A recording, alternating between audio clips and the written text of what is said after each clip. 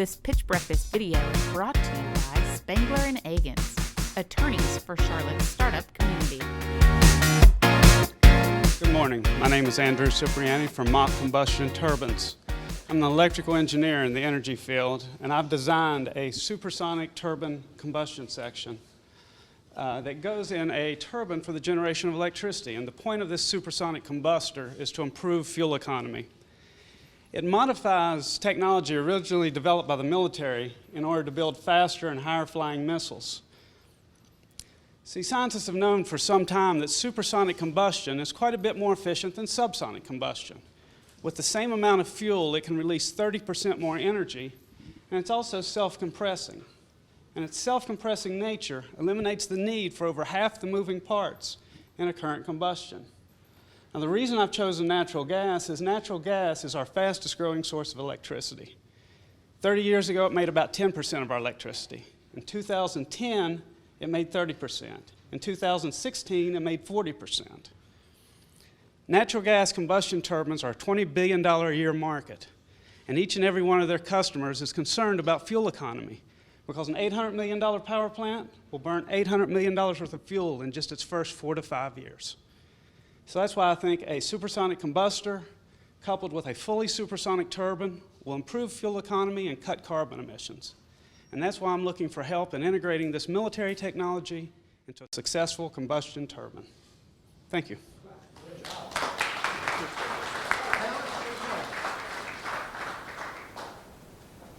So, really good job in telling us what you're doing and why it's important, and I think, you know, who your customer would be. I would have liked to have gotten maybe a little more sense of where you are in making this a reality. I mean, is this, you have an idea? Is it you have... Right. To answer the question, I'm in the lab. I've run some single-shot tests. I've run some component-level tests. I have not built a fully working prototype.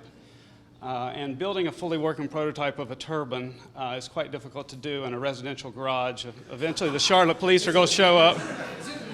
Probably legal, but I don't want to explain it to a Charlotte police officer. Yes, I'm setting off detonations in tubes. No, I'm not a terrorist. These are thermodynamic experiments. A new facility is probably fine. So your ask at the end was, you know, I'm looking for help to grow this thing. I'm guessing there's a more specific kind of financial component that's going to be required to make this type of thing happen. If I was to go completely alone to get just independent money, that ask would be about $850,000 to complete phase one. A likely partner or partners may be the electric industry itself, in which case they're already going to have fabrication shops, they're going to have turbine shops, at which case the financial component, if they're doing in-kind work on this, the financial component may shrink considerably. And you mentioned you're an electrical engineer. I think this is a case where it would have been, from my perspective, it would have been good to give me a little more than that as to why, because this is a very hard science thing, right? And you know, power generation turbines are well known, turbine technology is well known. You're telling me that you've got something that's 30% more efficient with 50% fewer moving parts, so it's a pretty major deal. So why are you the guy that I should believe you've had the eureka moment that all the millions and billions of dollars, you know, that have gone into this haven't seen? So most of the millions and billions of dollars that have went into this solely for producing thrust.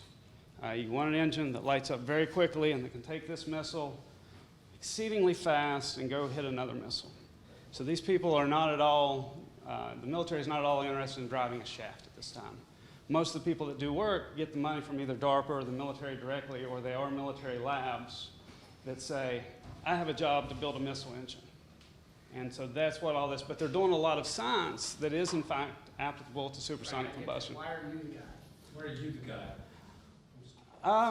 Partially I'm the guy because after reading and studying all this in application to the field I work in, I started looking and seeing PhD guys and a lot of other guys just doing the same incremental research over and over and over. And I looked at some stuff that people have been looking at the same improvement for 30 years, studying the crap out of it, when knowing that what they were trying to do is essentially move airflows. And I said, this is silly. If you want to change an airflow, you use an airfoil. So I redesigned one little section, an igniter section. But instead of the device they had used, I used airfoils to manipulate the airflow. And suddenly, I'm creating what's called a DDT, the deflagration to detonation transition. You're still talking about the technology. They keep pushing you to talk about you as the person. No, But you're still talking I'm going to disagree with Lister. Keep going. So this was one of the things that gave me confidence to say that, hey, look, now that I've researched this, now that I've spent a year and a half looking at all these studies, at the failures, at the successes, that I see, and particularly the other thing is, most of these people aren't looking at ground-based turbines. They're worried about weight. They're worried about form factor. If I'm going to make electricity with this thing, I'm going to set it in a room that's this big on a big concrete pad. If I need to make my turbine 6 feet around or make my combustion section 6 feet around, or if it needs to weigh 4 tons or 6 tons, it doesn't matter a bit to me. It's sitting there. It's not flying. So I have a question for y'all, right? How many of you would say, I really understand what Andrew's talking about? Okay? Okay, fine. Okay, there's a few people. How many of you would say, I tend to believe that he's on to something? Right? Okay. So you're pretty good. Like, you're a good persuasive communicator with the group. Like, you did good. Everybody's sort of bought it. But people don't, like, you're a mechanical engineer and we're all humble typists, right? That's kind of our deal, okay?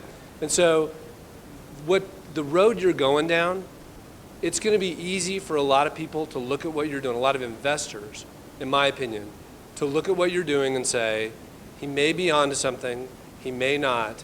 I am completely unqualified to evaluate this at any level. Because when you start talking about airfoils and DDT and all that stuff, man, I'm just like, I don't know, maybe you're right, maybe you're wrong. So hold on. So I think if you want to go raise money for this thing, right, I think that the people who are going to give you money for this are either people who are in the energy industry, like you said, or really wealthy and successful mechanical engineers who, when you say this stuff to, they say, you're right, you're on to something. And one of the things I'm currently working on to solve this particular problem is I have a PhD aeronautics professor who is also the chief scientist at TVA, and originally started his career as an engineer on the engines of the SR-71 Blackbird. So just a guy with a huge resume, and he's currently considering whether he would be sort of a senior advisor to the project that can say, yes, this is a legitimate, path to develop a supersonic turbine. So I would encourage you not to evaluate him only as a scientist. I would evaluate him as to how good of a network does he have in terms of rich, successful people who might say, you know what, this thing could be a breakthrough, and I understand it, and I'm willing to write a big check to support this guy to go try it. Because getting another scientist in the room might be helpful, but ultimately you're going to need money to do this. Absolutely. Right, and like, if you get 5 more scientists and no money, you're going to be kind of where you are, right? And if you get a lot more money and no more scientists, you can go do something, is my guess, right? Absolutely. Because money's what's holding you back right now, right? Absolutely. So like, this would be a hard investment for a company, for a firm like Idea Fund, right? Yeah, the issue that I think is important is if you think about how investors, professional investors who see lots of deals filter through companies and presentations, when we're seeing so many things, we look for easy ways to say no. And if you don't have credibility, and it's not that you don't have it, it's just that when you don't clearly show it right away, how does it happen? If I see a little piece of paper that says this technology is being worked on at Duke Engineering Labs, I'm going to say, well, okay, this is a credible place.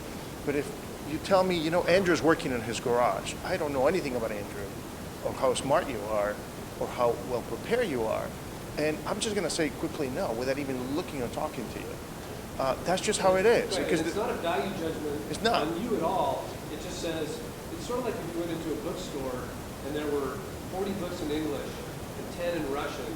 Like, That's just not going to look there. You just skip the 10 in Russian because it's like, I don't know, like maybe they're better, but how would I know, right? so like, that's kind of where the thing that the pond you're swimming in, it's easy to swamp a civilian.